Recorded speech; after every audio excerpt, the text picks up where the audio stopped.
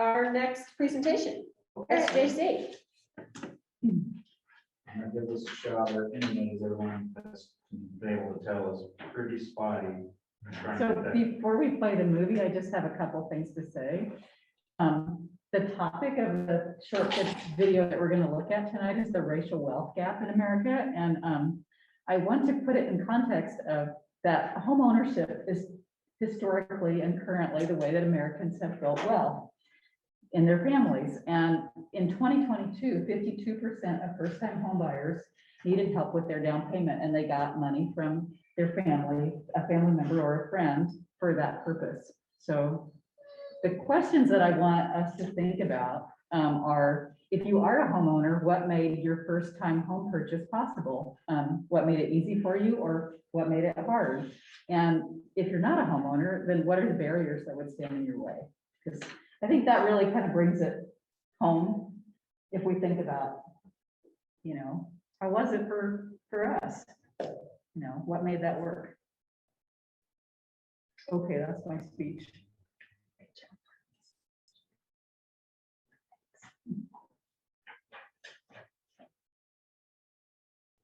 As we celebrate Black History Month, we are taking a closer look at the racial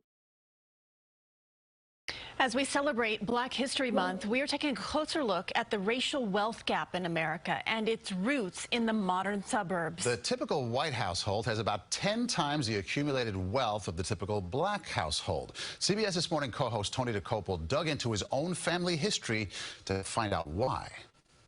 In 1953, my grandfather, Rudy DeCopel, became a homeowner, moving my grandmother and 3 kids, including my dad, out of a tiny apartment in Manhattan and into a new house in Lyndhurst, New Jersey, one of America's growing suburbs. After World War II, millions of families made a similar move. Families are pursuing the American dream to give their children a better chance in life. A lot of them were masons, carpenters, farmers. Working class. Working class. Proudly so. Definitely. Bob Jangeruso is the mayor of Lyndhurst and a lifelong resident. We had great childhood here. It's priceless. One of the best places you could ever imagine to grow up. And Joe Cafone, a retired police officer, is an unofficial town historian. It sounds like a classic American suburb. That's it. That's exactly. That's a really good way to put it. But America's suburbs have another story, less often told, about who was able to buy these homes and benefit from that boom time economy, and who was not. It's just a remarkable record of exclusion. Dave Trout is a law professor at Rutgers University, Newark. It is not accidental, and it is not just a question of bad attitudes. It's a question about inequitable rules. From the 1930s to the 1960s, the major federal programs that developed the suburbs and guaranteed mortgages were for whites only, first as a matter of policy and later in practice. Redlining, for example, is a term that comes from these 1940s-era maps adopted by the Federal Housing Authority. Green, blue, and yellow areas were typically eligible for government-backed loans and investment. The red areas were not, leaving them starved for resources. As I look back at Lyndhurst and the surrounding county, where my great-grandparents also owned a home, I noticed those redlined areas had a lot in common. They were anywhere from 45% to 95% Negro, the term used. Some had wells spoiled by typhoid. Some did not have city gas or utilities to all properties. Some were divided off by a railroad line or elevated train, so physical segregation in addition to everything else. Any of that surprise you? Not at all. In fact, you can multiply those findings across the country. Those who were fortunate enough to enjoy the largesse of this government were able to see benefits accrue over generations, which they could then share with their children and their grandchildren. And so to be left out of that process of household wealth accumulation has been devastating for black families. By 1950, about half the new home purchases in America were made with government-backed loans. But 98% of them went to white buyers. And among veterans like my grandfather in the lucrative New York, New Jersey area, it was more than 99%. It's an uncomfortable fact that families like mine are only just beginning to face. Wait a minute, you're telling me They were only going to mortgage white people? Yeah, yeah. For you to say that Lyndhurst is the way it is, because it almost implies that Lyndhurst was racist. No, this is my family too. I'm not saying that. I'm saying that I'm saying we had no idea. You're right. Most would not have known that the federal government had this program in place. A lot of people did not know. But a lot of people, Lee Porter among them, were personally, physically aware that racist policies prevented black families from moving into highly desired neighborhoods. I didn't call it redlining, but yeah, that's what it was. What did you call it? We call it, this is the area that persons of color can live. At 94 years old, Porter still runs the Fair Housing Council of Bergen County. She's been here since the 1960s, when she and her husband were blocked from buying homes they could afford.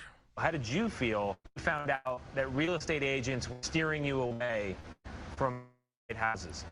I'm quite angry about it, but I was persistent. I was determined to get what I wanted, the same as anybody else. But black families who couldn't own those nicer homes have not been able to build the same wealth over time. Many, me included, are only just now coming to terms with how big a role our federal government had in enforcing discrimination. Now that we do know, Right. what do we do about it? You know, that's a good question. I don't have the answer to that, Tony. I wish I did. That is the question. And that was CBS This Morning co-host Tony DeCopel reporting there for us. And as Black History Month continues, you will see a series of stories here on CBS 2 News. You can also find more at cbsnewyork.com. The data shows that the median white family has. Does anybody have a comment or any response to the questions? That's a long time ago. What is it today? Today, the average white household has over 10 times as much No, wealth but as the average black one. you're talking about mortgages, 98% were. What is it today? Well, I don't know. That's a good question. No, it's just, Yeah. talk about yesterday. Today is important. Well, yesterday. And what we're doing for today, and we need to work on today. Yeah. And that's where I come from, is Yeah. there's all kinds of things that were done that they're done. Move ahead, progress. And that's what's I'd changing like to because- say, I would like to say that I applaud you for reminding us of history, because history is critical to what's happening today, as I believe in what I'm seeing today. I don't want to ever see us forget history. And thank you for showing us that film today and for keeping us aware of what we need to do going forward. Thank you. You're welcome. Good point. I have one comment. My granddaughter is black and she lives in Richmond, California. And Richmond, California is, I don't know, 80–90% black. And it's because they don't have the ancestral resources that other people had, and so they get, and there's a lot of chemical plants stuff in the area, and so it is a systemic thing that needs help. It needs help. It will not happen. It will not cure itself. And that's why I feel today, we gotta help today and make it work, because you just can't spend all my time thinking about last, 50 years ago. Well, But I think it's great, and I think we've come a long ways, but I think we got a long ways to go. Yes. Yeah. I do think it's really interesting that you had mentioned at the beginning of the video that one of the most crucial impacts is building wealth, and that I believe it's the #1 way to build family wealth is through home ownership. So if you look back at families who weren't allowed to begin the building years ago, it does impact today. And I think that's just, it's something that kind of makes you pause and think about it. Yeah, I don't think we're gonna solve it tonight or in this group, but Yeah. it's just, I think it's important to build awareness. I think And I want to share that when I was in my early 30s, my grandma died and she left me a small inheritance, and that was my down payment. That's how I got into a home the first time, because I did get money from my family. And I think, we're still seeing that today with over half of people receiving And that- help from and that- family or friends to make their first home purchase. And I thank them for the federal loans, because my first house was repo. Somebody defaulted on their loan, and I got into it for 5% down. It was a $20,000 house. And basically that took our life savings. Right. But your point is, that's the best investment we ever made. Yeah, that's how people get started. yeah. Exactly. That's so good to hear, yeah. Well, I'm a mortgage loan originator, and the penalties today for discrimination for a company is like $1 million. Warren Buffett, his company recently, right? Well, I mean, I'm sure there's plenty of examples, but yeah, you just don't do that. You don't discriminate, because it can be serious, and not just the company can get nailed, but the loan originator can, the loan guy can get hammered. The recourse on you guys. Yeah. Oh, yeah. Wow. Yeah, it's real serious. So I don't think that we're going forward. We're talking about, from here on out, you're not going to see a lot of discrimination going on, or they shouldn't. And the other thing is how to change. If there's already that wealth momentum going on in a family from one generation to the next, you're not going to change that momentum going on. What do you do to change the blacks in America, how to help them to build wealth? It's really so much simpler than a lot of people think. It's a matter of education. If they know better, they can do better. For 42 years, I've been helping families of all races, all sizes, all ages, build wealth. And the amount of ignorance is astonishing for financial knowledge. It's missing. It's really missing in the schools. They don't do it in the schools. But They that teach. crosses all barriers. That's not a race issue. Financial ignorance is America's problem, because a lot of people just don't know. And the younger generation today are even more clueless, because they don't get taught, they don't see certain things. And they don't care. They don't, but there are barriers to a lot of things. I understand, but the ignorance part, that's everybody. Everybody has to have that ability and conversation. We don't teach it in school.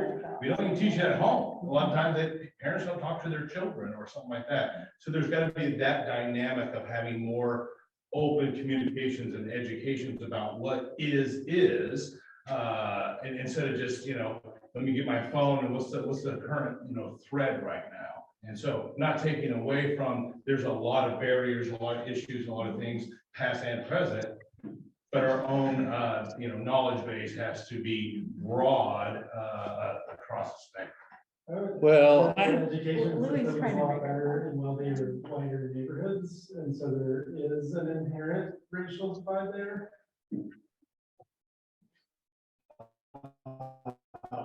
It's not black and white for a terrible analogy, but there is a piece to it that there is a divide there. And they stopped the letters, right? There's this thing about people writing letters between buyers and sellers. You're familiar with I that? heard they stopped those. Yeah, that's been over for a while. They tried to through the courts to do it, but it still happens. Yeah. Well, Here's here's the piece that has to do with race when it comes to financial knowledge and so forth, is like when I first started back in 1980, my trainer was from the South. And he said, Pete, what did he say? He had a little saying. He says, go right, go white. Meaning, don't work with black people. And I was raised in Palo Alto, California, and I really didn't have a consciousness of race, you know. I mean, I got beat up by white guys and black guys. I beat up black guys and white guys, you know. I mean, we all were just kind of in the pile, you know, and I didn't really sense that there was much difference in it didn't matter what color you were. There were Mexicans and all kinds of people. And so when he said that, I was just like shocked. You know, why not work with black folks? I like black folks. I like white folks. I like them all, you know. Yeah. I got friends in every shade of color you can imagine. And I didn't say a whole lot, but I was just shocked. And let me give you an example, and hopefully you'll forgive me for mentioning a name, but there's a company out there, I'll mention it. It's Edward Jones. They just settled a huge class action suit. This is real recent, within the year. I think it's a year. A big class action suit. See, when an advisor retires, quits, gets fired, something happens, they go and all their book of business gets funneled to somebody, usually in the area. Well, at Edward Jones, it was okay to get somebody else's business as long as you're white.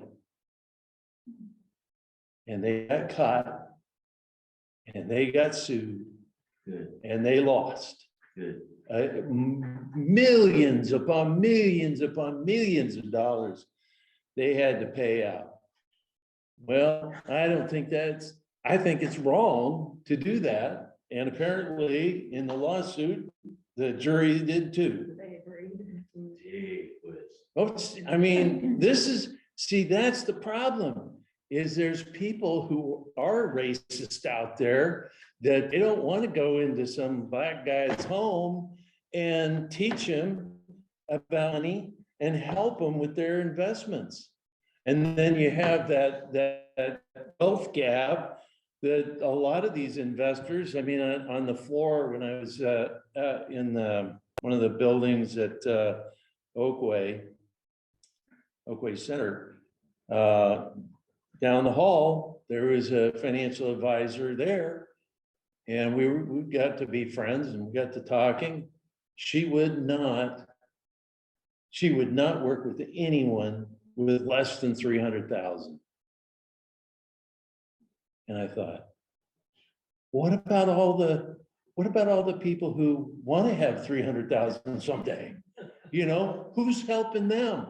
The bank that's going to give you 0.25% a year on your savings? Are you kidding me? And all my life, I've always felt like, you know, I'll help a paper boy that's got 25 bucks a month. They need help, and I'll be happy to help them. Now, I probably could have made a lot more money had I had that same attitude, but that wasn't what was important to me, was people. But anyway, that's my thought about that wealth gap. Yep. Okay, thank Thanks, you. everybody, for their comments. Thanks, Martha. We appreciate